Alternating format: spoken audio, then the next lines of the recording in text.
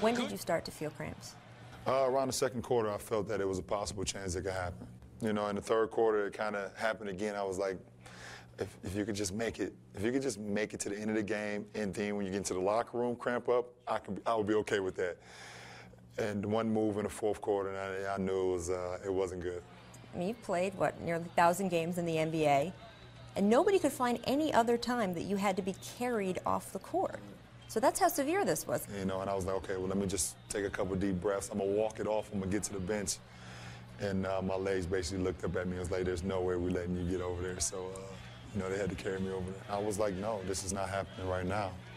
You know, not right now in a game that could turn a series. When you did come back in, that three-pointer you took, clock ticking down. Once he swung the ball to me, I wasn't giving it to anybody.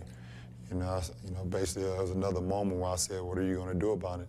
You have cramped in the past sometimes with nervousness and emotion coming into play. Do you think nerves and emotion came into play at all in Game 4? It was a possibility. You know, I don't change my preparation, so it could have been a little bit of excitement, you know, the moment, you know, being in that moment again. You know, it could have been a little bit of everything that led to that. And, you know, one thing I know that I'm glad I got great teammates, you know, because they was able to, you know, win that game with me sitting out. How has your ability to deal with pressure and nerves changed? Well, it's not that it's changed so much, it's just that I've grown. Win, lose, or draw, I'm going to be satisfied with that because I'm not going to regret anything that I did out on that basketball court because I know I gave it, you know, 100%.